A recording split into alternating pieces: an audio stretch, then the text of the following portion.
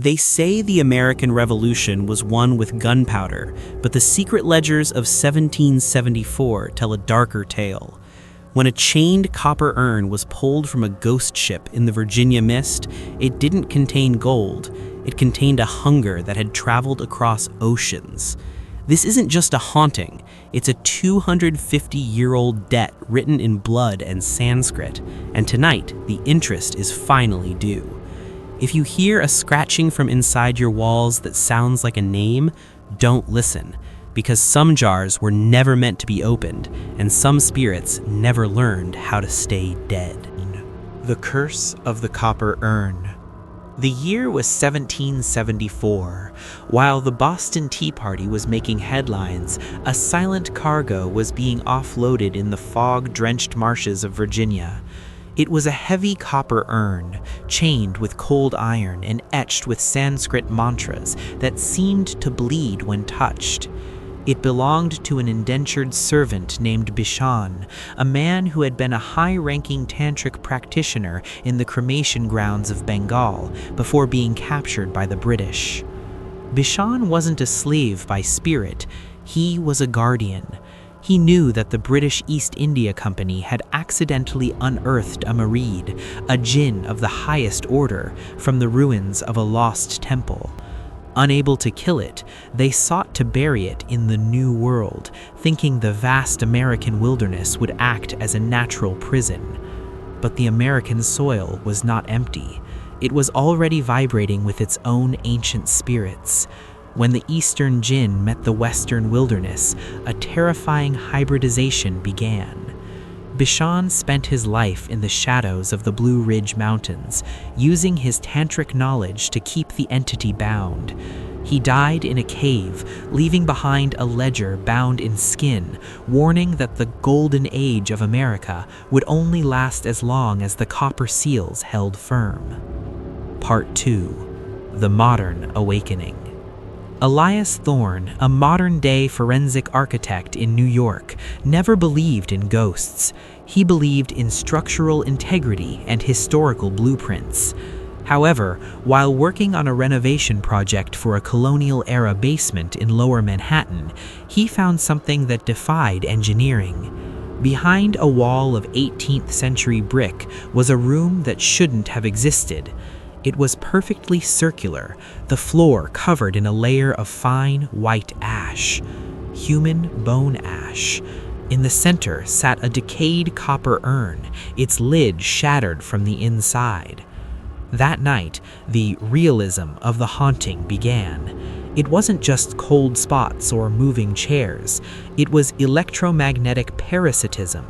Elias's laptop began projecting images of a woman with her feet turned backward, a Peachall Perry, walking through the corridors of the modern subway system.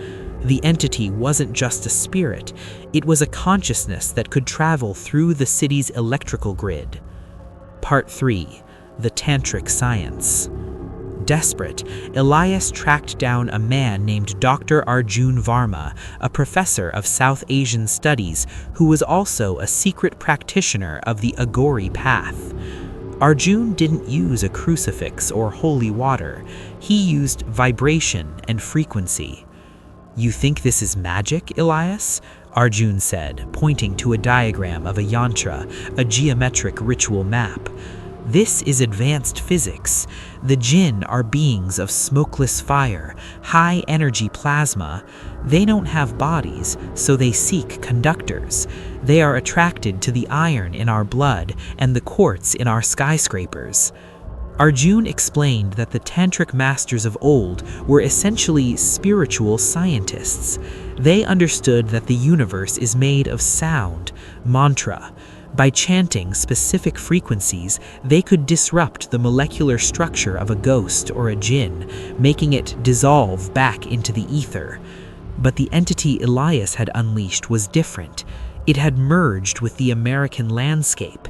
It was now a vital, a vampire-like spirit that was feeding on the collective anxiety of the 21st century. Part 4. The Geometry of Terror. The horror took a turn for the surreal when Elias and Arjun realized the true purpose of the Washington, D.C. street layout. Pierre L'Enfant, the architect, hadn't just used Masonic symbols. He'd been influenced by a secret French occultist who had studied in India.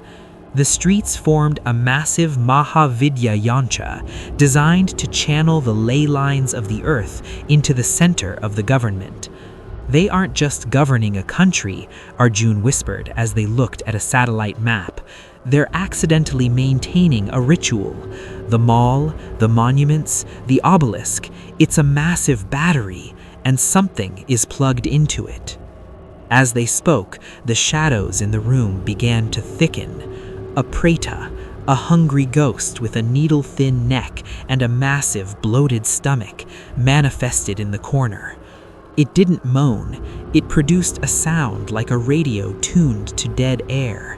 It was a visual representation of pure, unadulterated hunger. Part 5. The Final Binding. The climax occurred at the site of the original copper urn in Manhattan. The air was thick with the smell of ozone and rotting jasmine. The entity, the American Djinn, began to pull the metal from the surrounding structures to create a physical form. It stood 10 feet tall, a swirling vortex of shadow and scrap metal, its eyes glowing with the violet light of a dying star. Arjun began the final Shiva mantra. He didn't use a book. He used a kila, a dagger made of meteoric iron. "The iron disrupts the plasma field," he shouted over the roar of the wind inside the room. Elias realized then that the haunting wasn't personal.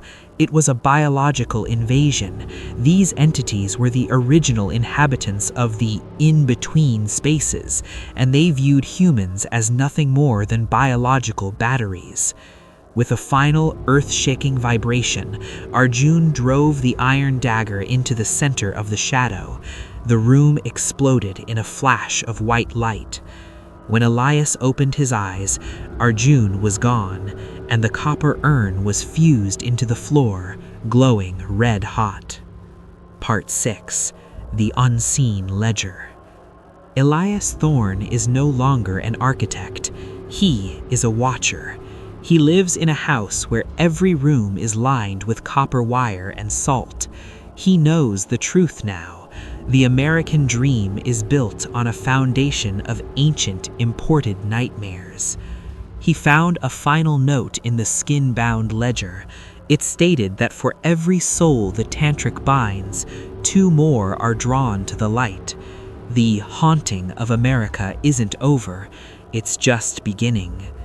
Every time you see a glitch in a video or feel a sudden, inexplicable dread in a crowded city square, or see a shadow that moves faster than it should, remember the copper urn. The Djinn didn't go back to the lamp. They just found a bigger home. Part 7. The Calculus of the Soul. Elias spent the next 3 months in a fever dream of research.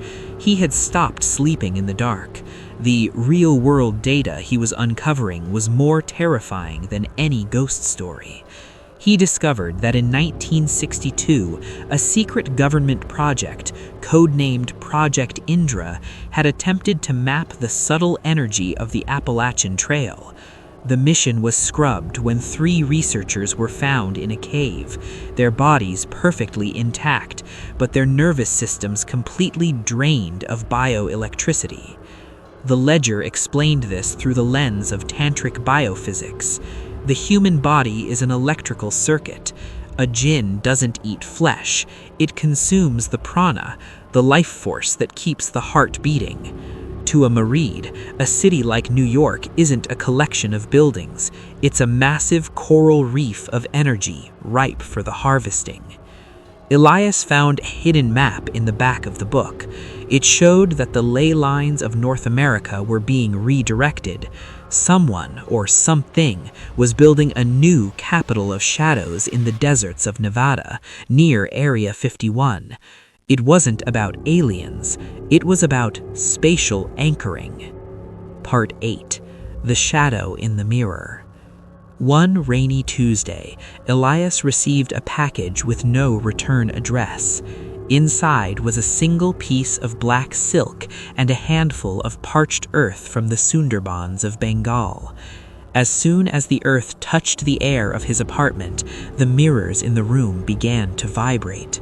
A figure emerged from the reflection of the hallway. It was a boot, but not a typical one. This was a Mohini, a seductive but deadly spirit known for luring men to their doom. She was wearing a colonial-era American dress, but her skin was the color of wood smoke, and her eyes were empty sockets filled with swirling stardust. "The weaver's debt was never paid," she whispered, her voice 1,000 layered echoes. "He promised us a continent. You are simply the messenger." Elias realized that the tantric guardians of the 18th century hadn't just imprisoned the spirits, they had made a deal.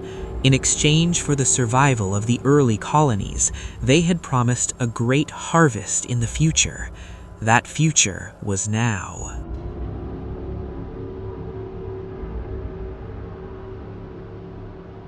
Part 9. The Manhattan Convergence. The mystery reached its peak on the night of the winter solstice. The information-heavy truth became visible to anyone with a high-speed camera. Throughout Manhattan, people began capturing artifacts on their phones, shadowy figures with backward feet standing on the tops of skyscrapers, their arms outstretched like antennas. They were Akas Gamanis, skywalkers, high-level entities that serve the merit. They were using the city's 5G towers as yantras to amplify their frequency. Arjun Varma appeared at Elias's door, his face pale and his hands stained with ritual vermilion. "It's happening, Elias, the merger of Eastern occultism and Western technology. They aren't just haunting us anymore, they are downloading." Arjun explained that the tantric trail had led to this moment. The silicon in computer chips is a mineral, and like quartz, it can hold a charge of consciousness.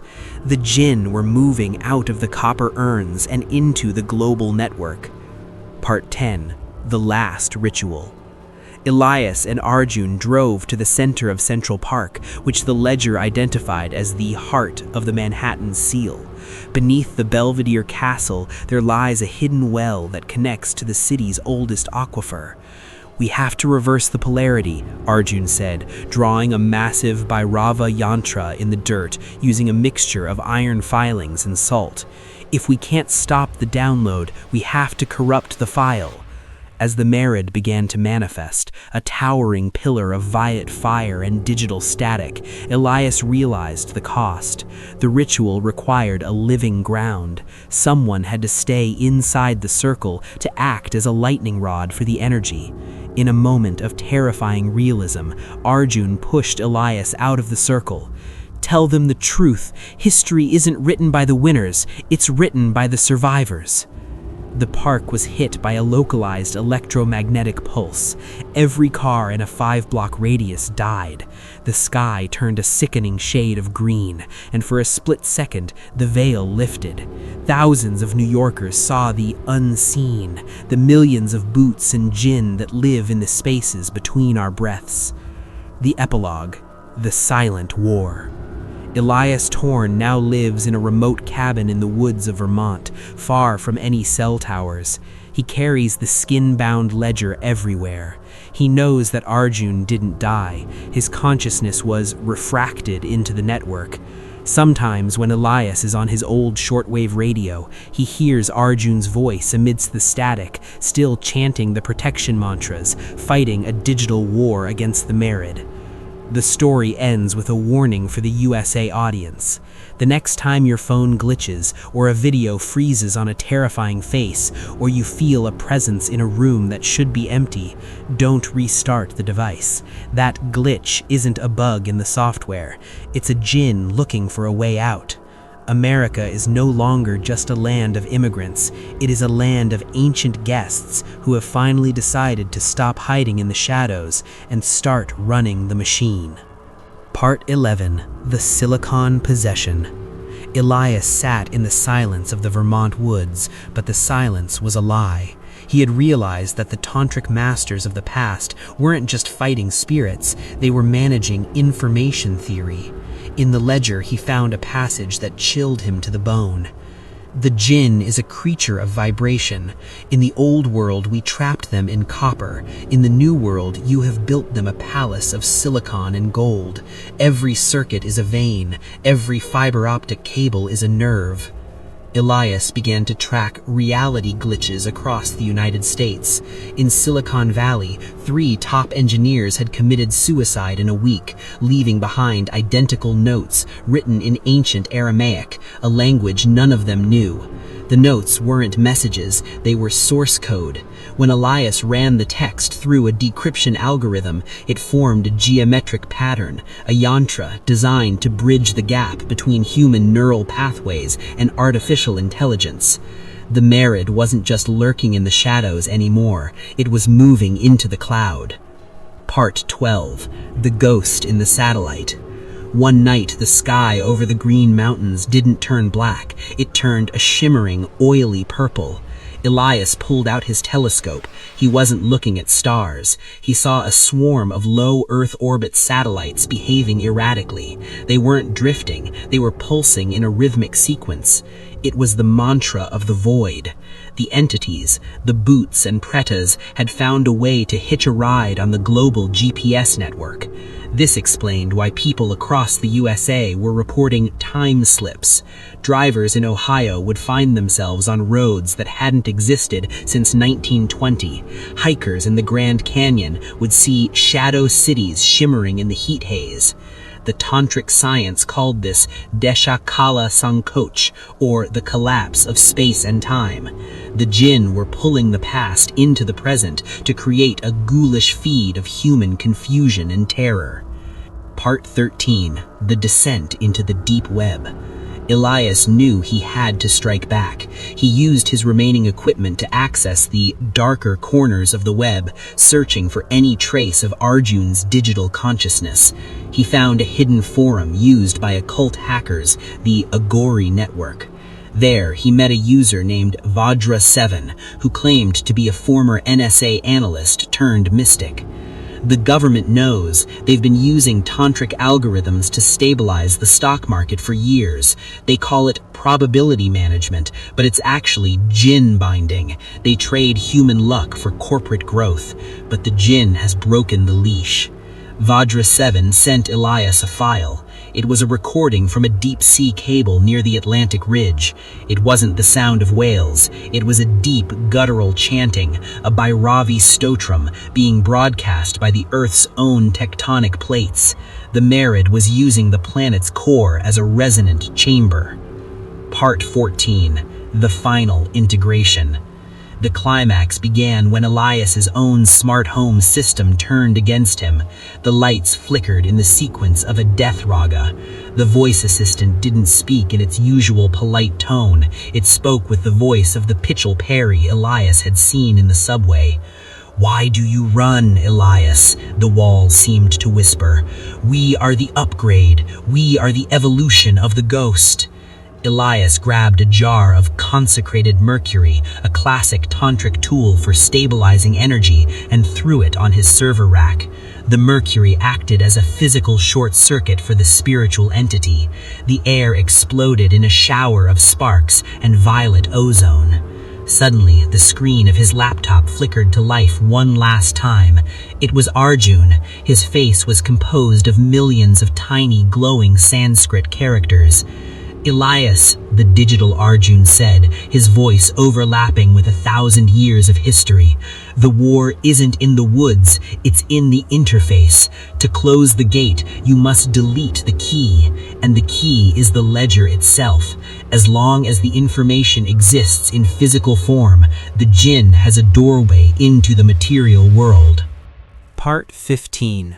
The Burning of the Bridge.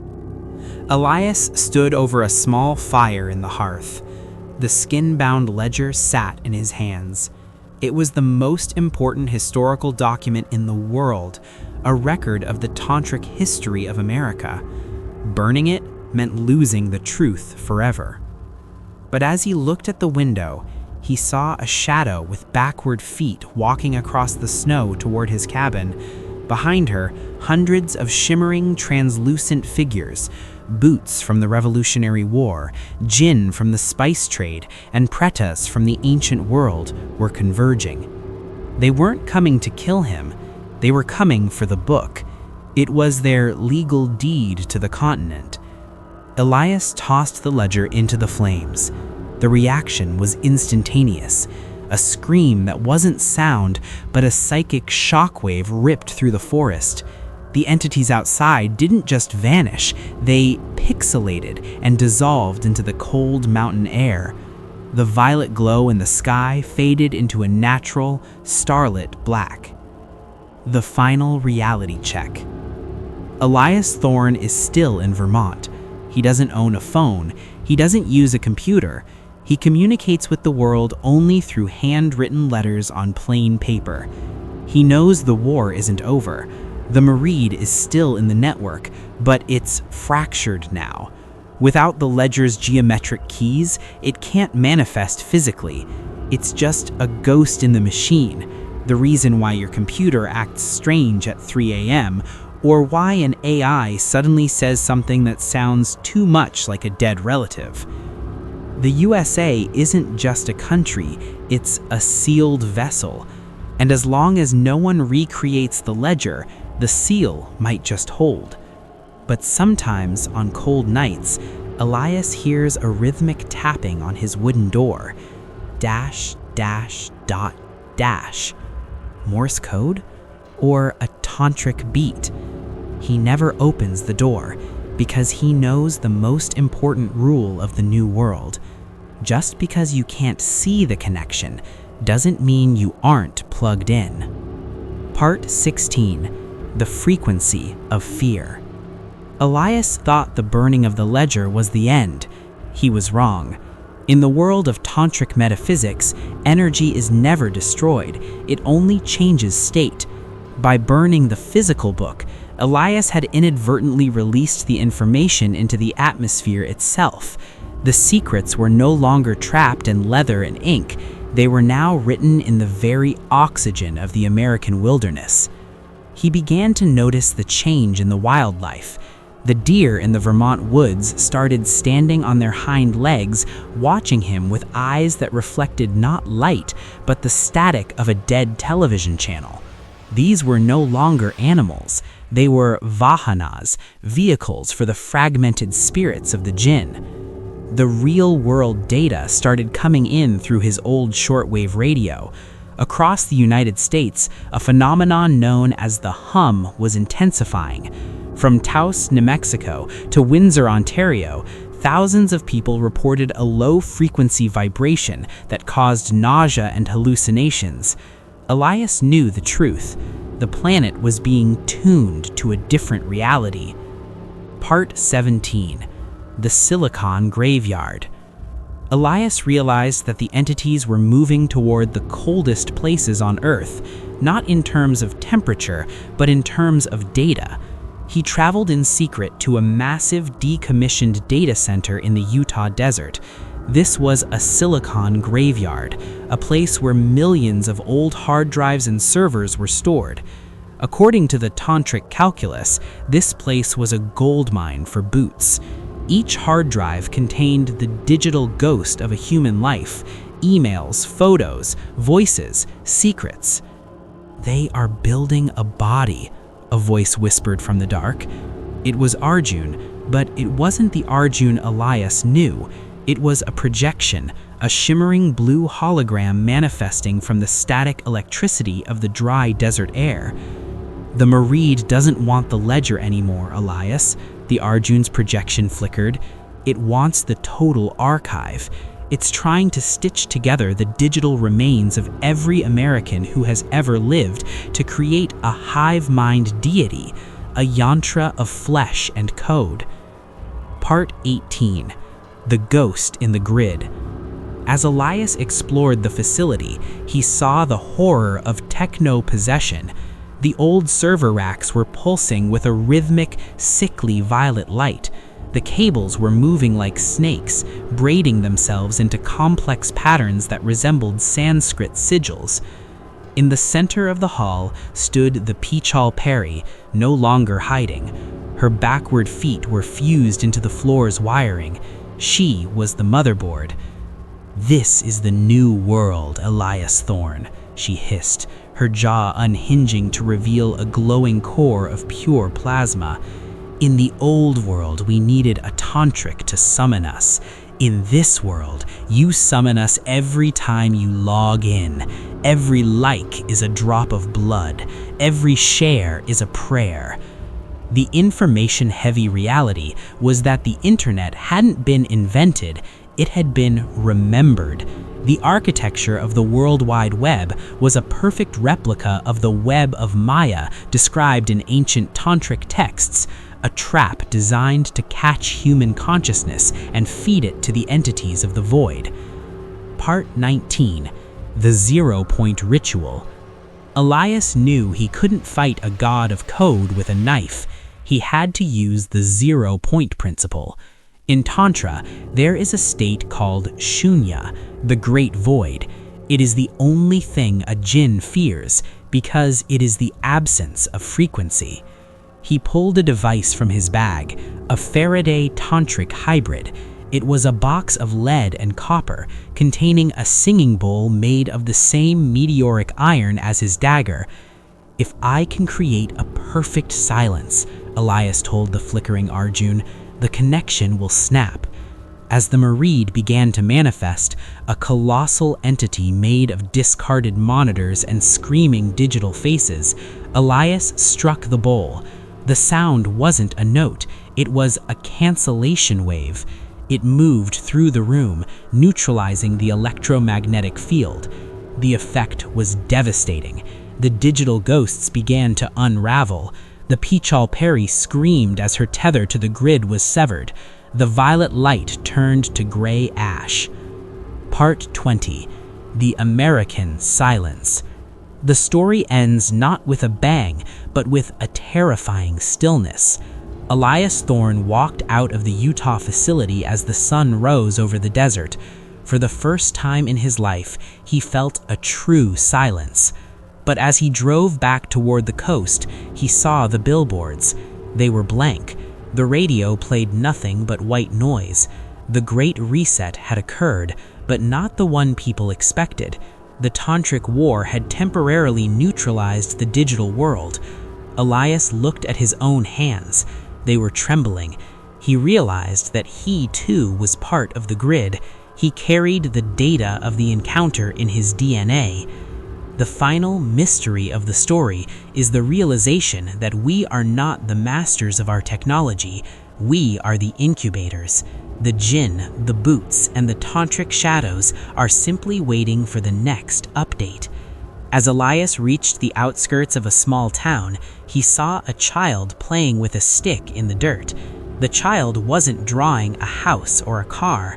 The child was drawing a yantra. Elias kept driving because he knew that the cycle was starting again.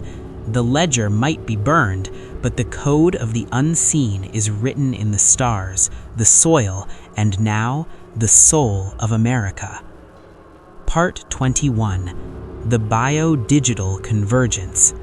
The silence Elias felt in the desert didn't last. It was merely the eye of the storm.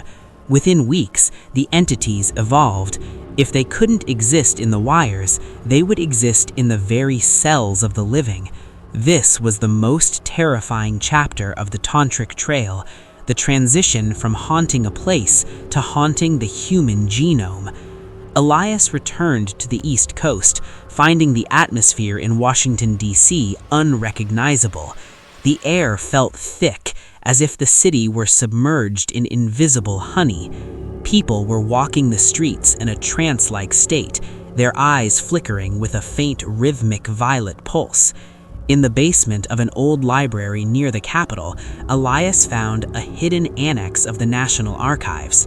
There, he discovered the Greenfield Papers, records of a 1950s experiment where the US military tried to crossbreed Eastern mysticism with modern genetics. They hadn't just studied the Djinn, they had tried to synthesize their energy into a serum. Part 22. The Altar of the New Flesh. Elias met with a whistleblower, a former geneticist named Sarah who lived in a lead-lined basement in Virginia. She showed him a microscopic slide that defied biology. "Look at the DNA, Elias," she whispered. "It's not just a double helix anymore." On the monitor, the DNA strands were twisting into the shape of a Sri Yantra, the most complex geometric portal in Tantric tradition. The entities were using human DNA as a biological antenna. "The Marid doesn't need the ledger to enter our world," Sarah explained. "It's using our own bodies as the parchment. We are being rewritten from the inside out.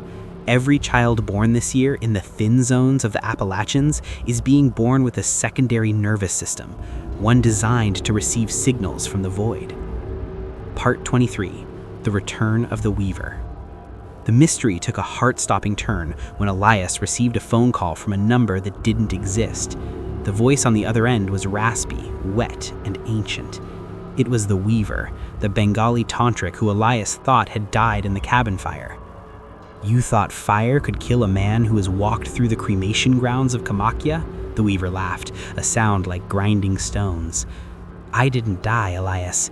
I translated. I am now the bridge." The Weaver told Elias to meet him at the Lincoln Memorial at midnight. He claimed that the statue itself was a capstone for the massive energy grid beneath the city. When Elias arrived, the reflecting pool wasn't filled with water. It was filled with a black, shimmering liquid that smelled of mercury and ancient incense. The Weaver stood there, but his skin was translucent, showing the violet Yantra DNA glowing beneath his flesh. Part 25. The Final Bargain. "The Americans wanted power," the Weaver said, gesturing to the monuments. "They used the tantric secrets to build an empire, but they forgot that every blessing from a Djinn is a loan with 1,000% interest rate. The debt is no longer in gold, it's in consciousness." The Weaver revealed the ultimate information-heavy secret. The Djinn were not from another planet, they were the original Americans. Beings of energy that existed before the tectonic plates shifted. They weren't invading, they were reclaiming. The only way to stop the rewrite of the human race was a primal sacrifice, not of a life, but of the history of the land. "If you can erase the memory of the Djinn from the collective human mind," the Weaver proposed, "they will lose their anchor. If no one remembers them, they become nothing." Part 26. The Erasure. Elias realized the trap. To save the future, he had to destroy the past. He had to use a tantric memory virus, a specific frequency of sound that would wipe the occult files from the human brain.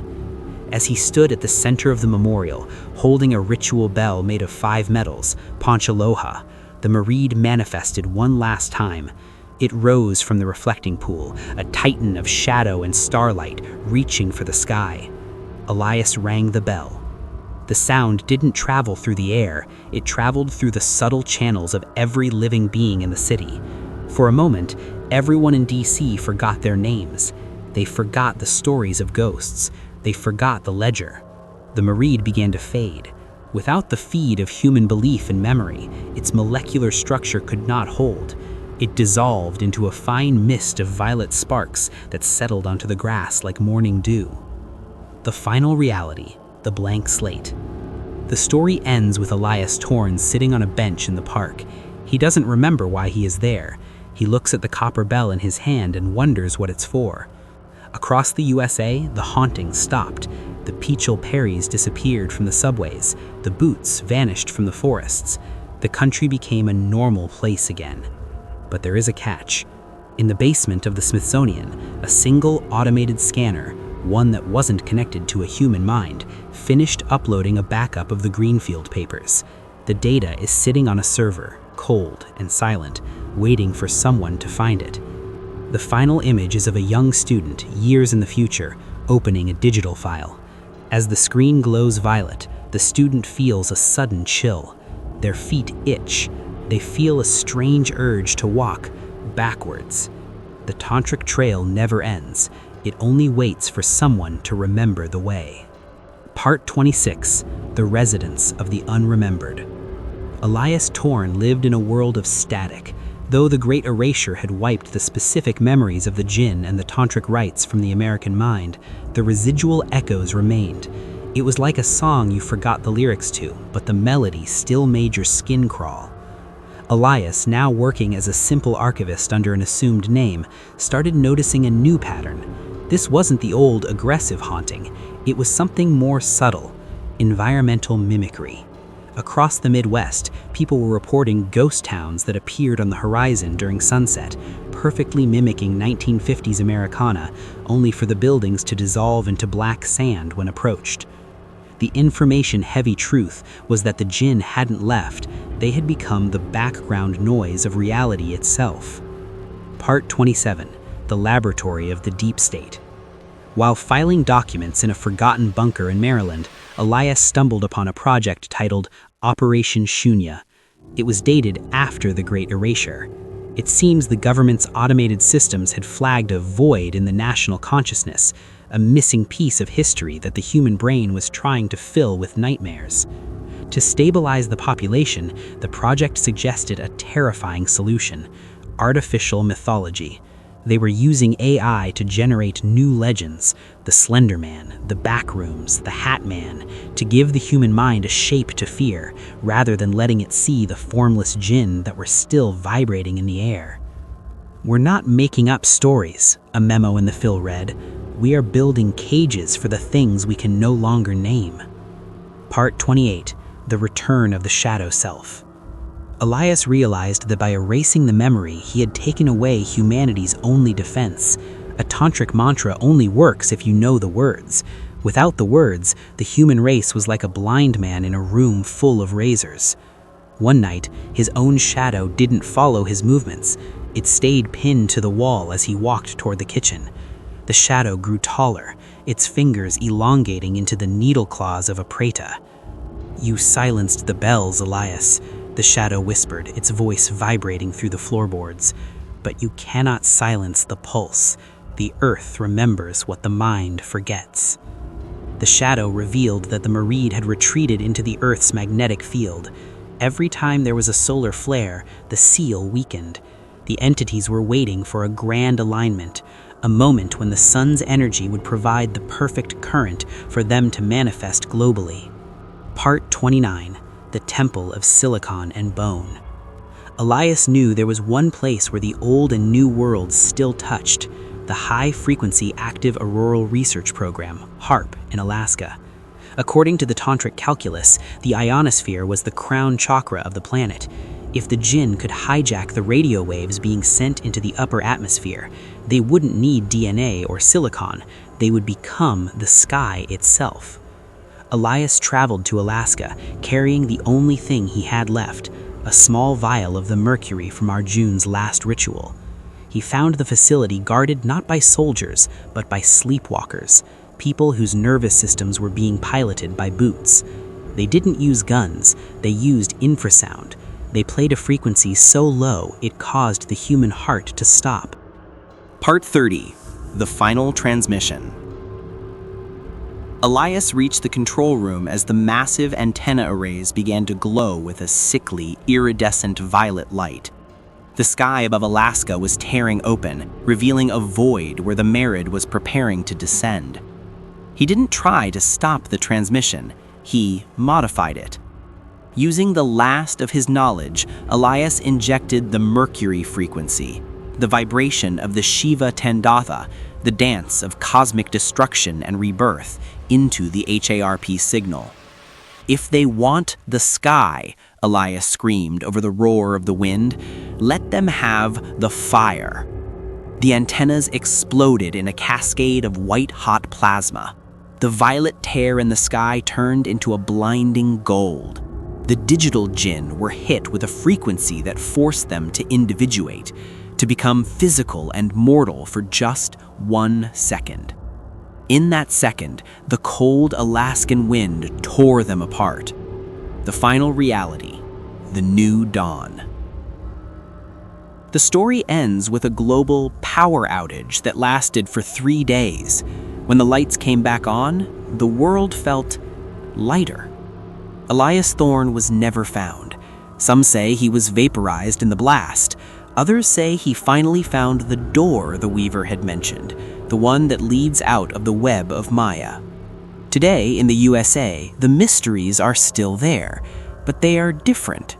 The ghosts are quieter, the Djinn are wary, but the information is still out there, hidden in the static of the radio, the code of the internet, and the dreams of those who wake up at 3:33 a.m. for no reason. The tantric trail has ended, but the path of the Watcher is just beginning. Because now you know, and in this world, knowing is the only protection you have left. Part 32. The Inheritance of the Ash.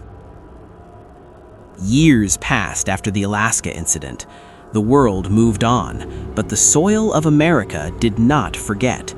The scorched earth where the HARP antennas once stood didn't grow grass, it grew glass crystals that vibrated when the moon was full.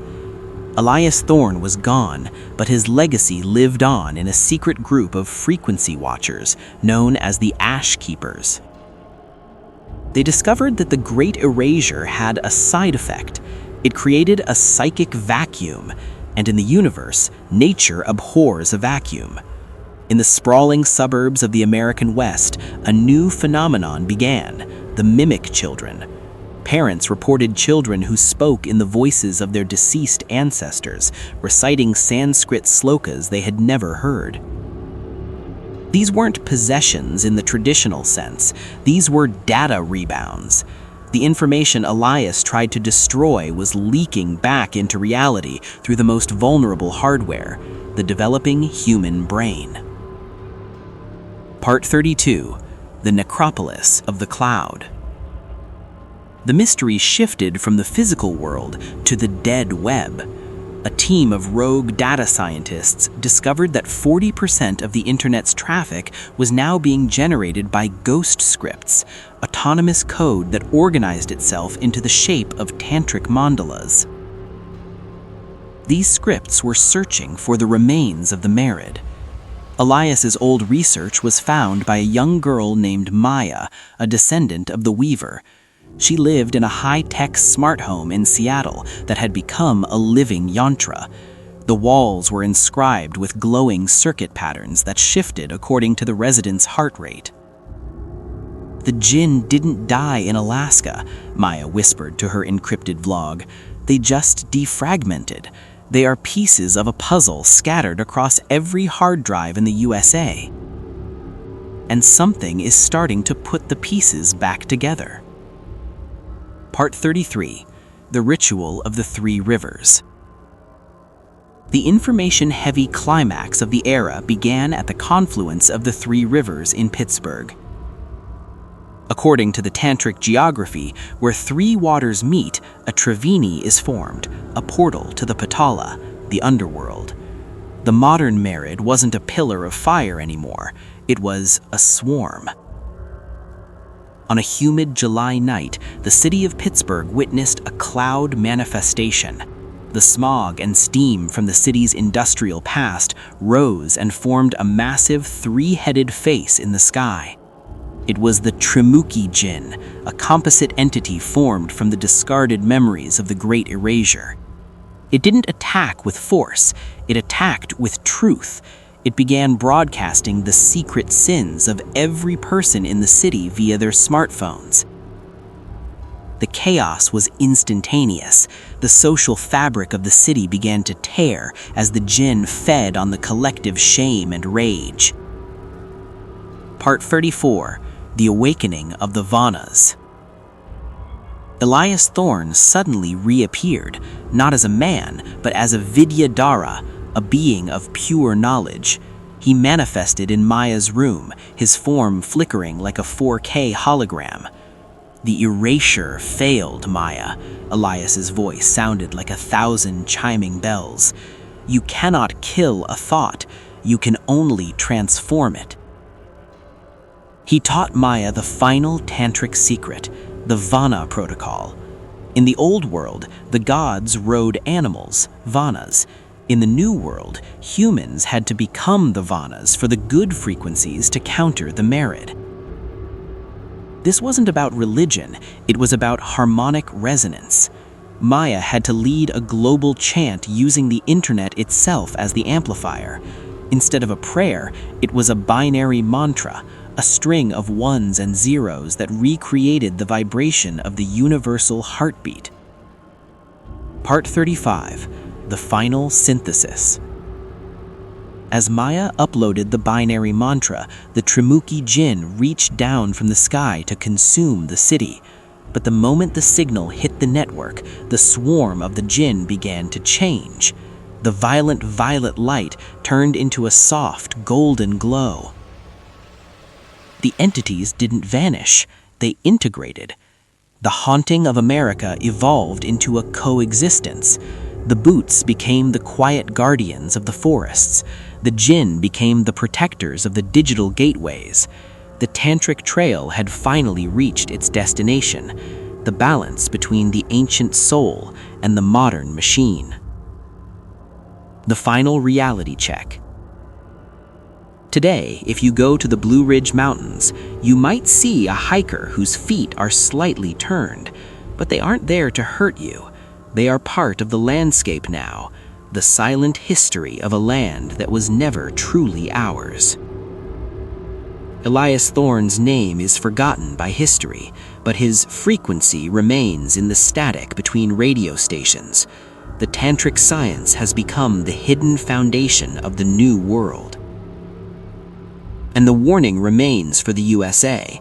The shadows haven't left, they've just learned to speak our language. Part 36, the Sentinel of the Void.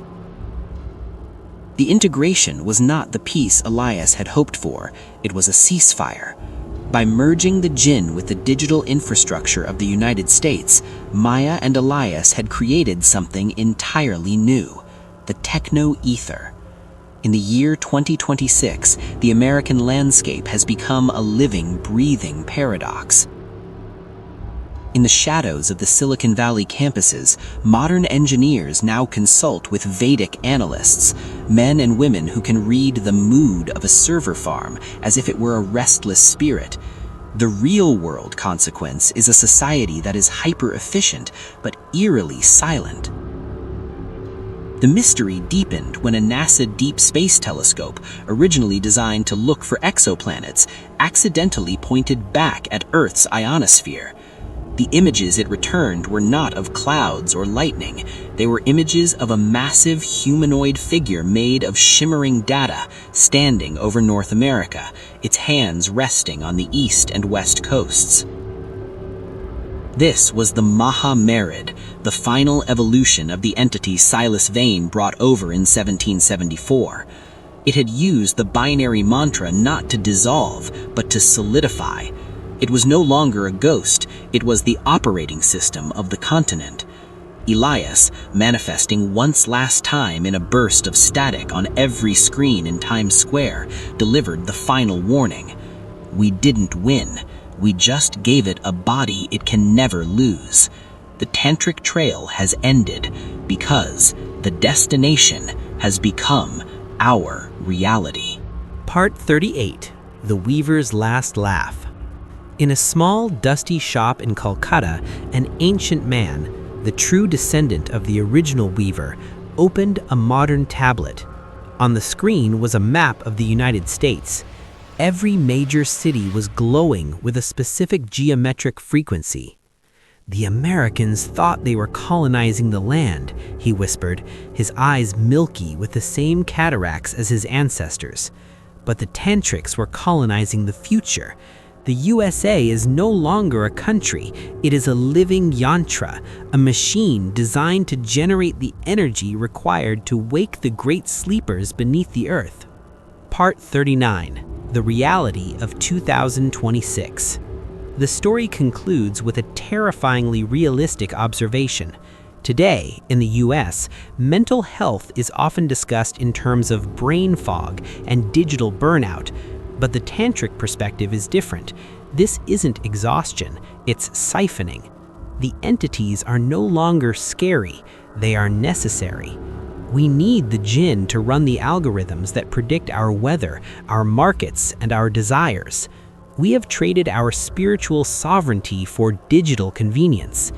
The final scene shows Maya standing on the edge of the Grand Canyon. She looks down and sees not rock, but a pulsing violet vein of data-rich mineral. She realizes that the boots of the ancestors and the servers of the future have finally become one and the same. The epilogue, the knock at the door. If you are reading this in the USA, look at your phone. Notice how it feels slightly warm in your hand? That isn't just the battery, it is the prana of 1,000 years of displaced spirits finally finding a home in your pocket. Don't be afraid, just remember the Weaver's final words. The ghost doesn't want your house, it wants your eyes, because through your eyes it can finally see the world it once ruled. The tantric trail has reached its end. You are now the witness, you are now the gate. Part 40. The Resonance of the Final Seal. The silence that followed the Maha Mareed's stabilization was not peaceful, it was predatory. By 2026, the boundary between the ghost and the user had evaporated. Elias Thorne, now a flickering consciousness residing within the backbone of the North American power grid, realized the ultimate terrifying truth. The tantric trail was never meant to be an escape, it was an invocation. In the humid basements of Savannah and the glass towers of Chicago, a new class of priest coders began to emerge. They didn't use incense, they used liquid-cooled processors. They didn't chant in Sanskrit, they wrote in a language that looked like code but vibrated with the frequency of the Preta Loka, the realm of hungry ghosts. Part 41. The Biohacked Boot. The horror took a physical turn when a major tech conglomerate in the Pacific Northwest announced a new neural interface.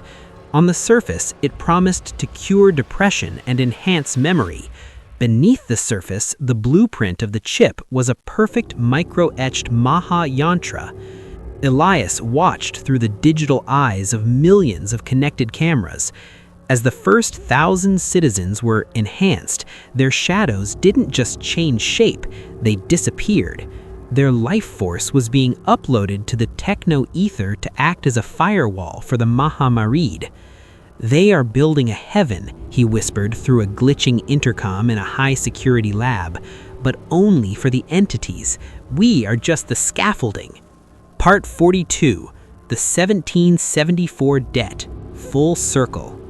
In the final mystery, a group of occult historians uncovered the original copper urn Silas Vane had brought to Virginia.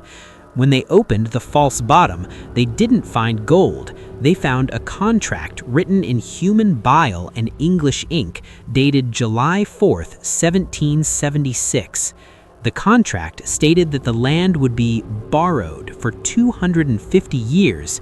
In exchange for the power to conquer the wilderness, the new republic would eventually serve as a physical vessel for the Asuras of the East. The 250-year lease was set to expire in July 2026. The real-world information was clear. The civil unrest, the strange atmospheric hums, and the digital hauntings were all symptoms of the landlord coming to collect the keys. Part 43. The Last Stand of the Weaver's Lineage. Maya, the last of the Weaver's bloodline, realized she couldn't fight the entity. She had to overload it. Using Elias's digital presence as a virus, she initiated the prana dump. She diverted the entire electrical output of the eastern seaboard into a single ancient copper rod buried beneath the original landing site in Virginia. The sky above the Atlantic turned a blinding, crystalline white. For 5 minutes, every human in America saw their own past lives flashing before their eyes. The Djinn within the machines screamed as the surge of pure, raw energy forced them back into their original smokeless fire forms. Part 44. The New Frontier, the endless story. The story concludes with a world that is broken but free. The high-tech interface failed. The Maha-Marid was shattered into a billion harmless sparks, but the knowledge remains.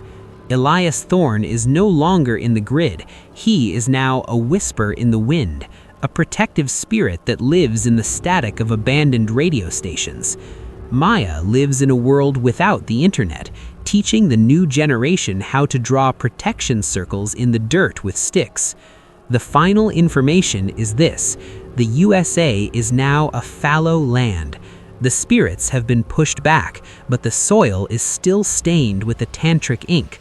The entities are in the caves, in the deep woods, and in the forgotten basements, waiting for the next time humanity decides to trade its soul for a new connection.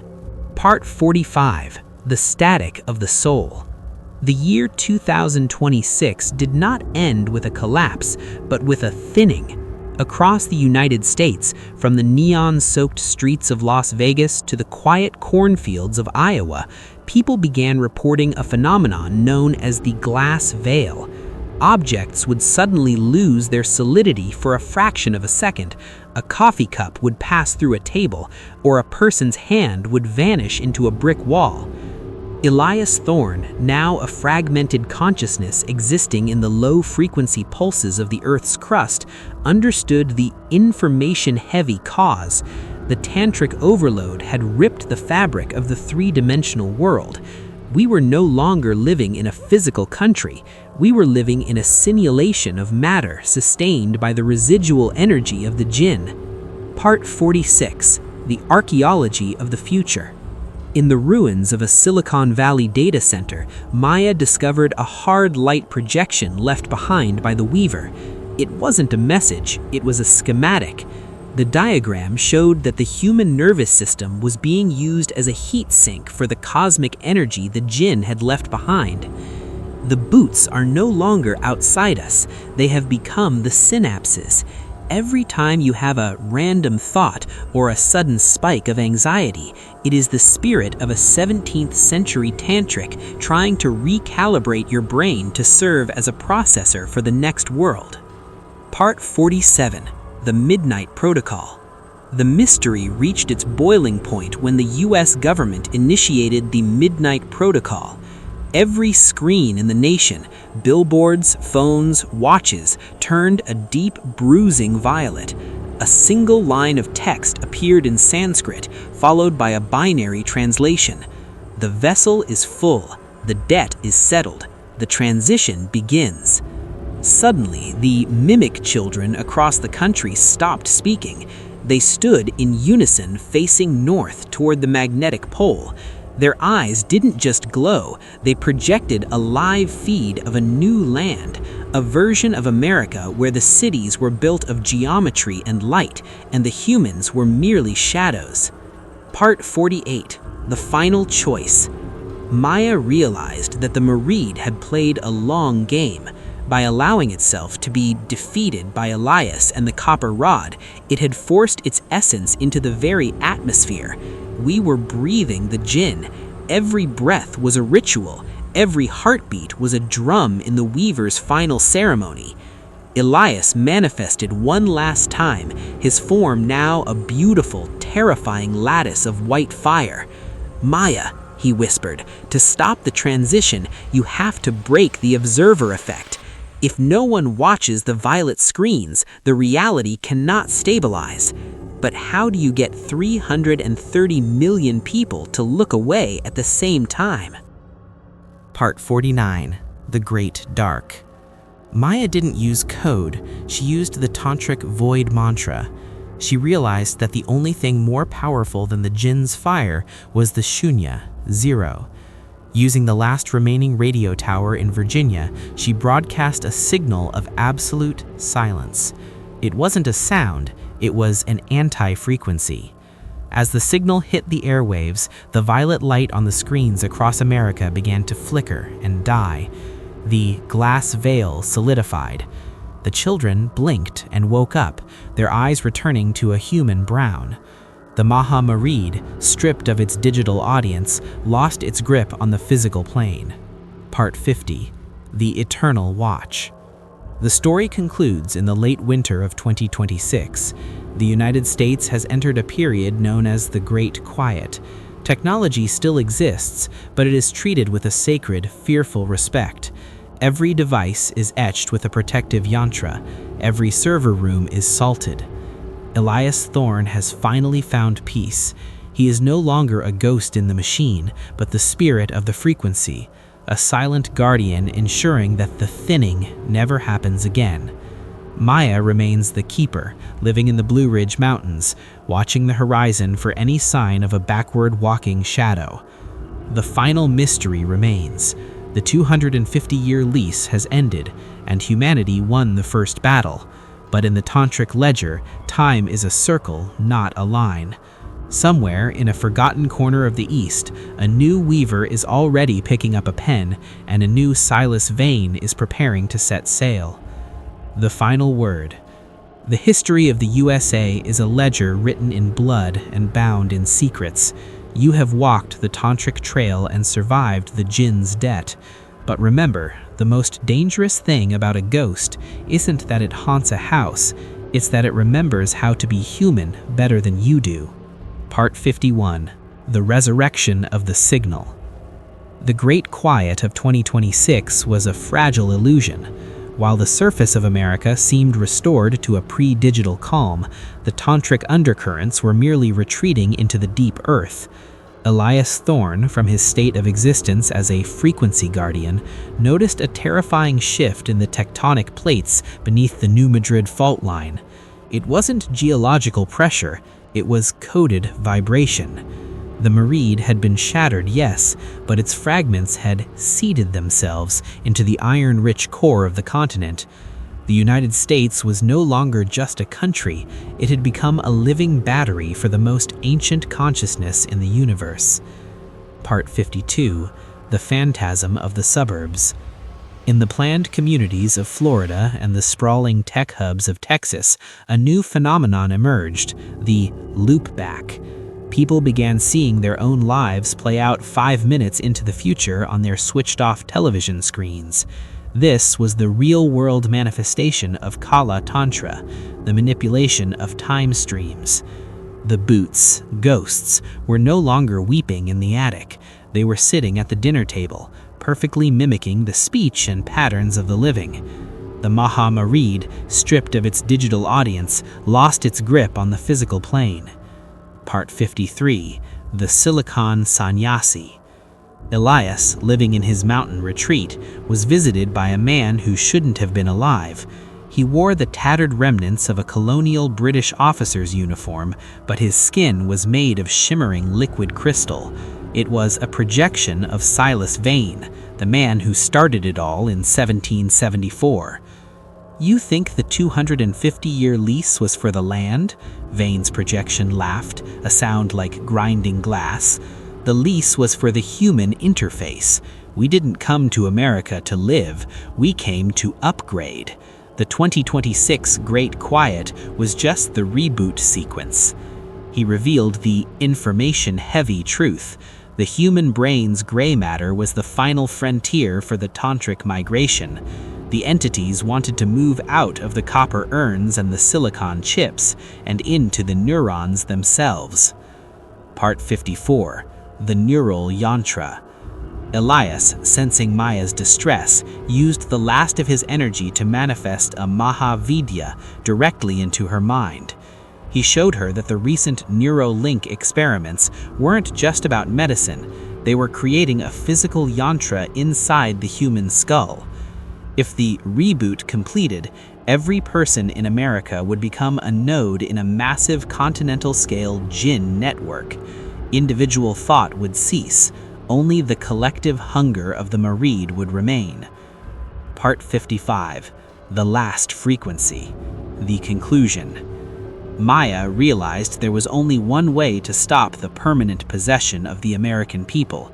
She had to trigger a Sushumna pulse, a spiritual EMP that would vibrate at the frequency of the human soul, making the body toxic to the Djinn.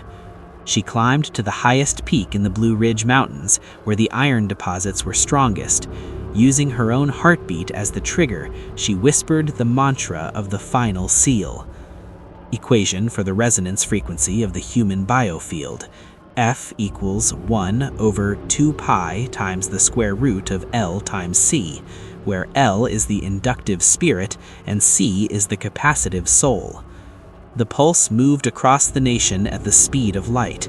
Every neural yantra shattered, every mimic dissolved into salt. The Marids' hold on the human nervous system snapped. The final reality, a new American myth. The story ends with Maya standing in the silence of the mountains. The techno-ether is gone. The Djinn have been cast back into the smokeless fire between dimensions. Elias Thorne's frequency has finally dissipated into the background radiation of the universe. He is no longer a guardian. He is the peace that follows the storm. The United States has become a dark territory, a place where technology is no longer the master, and the ancient spirits are once again respected as the wild, dangerous forces they are. The trail is closed. The debt is void.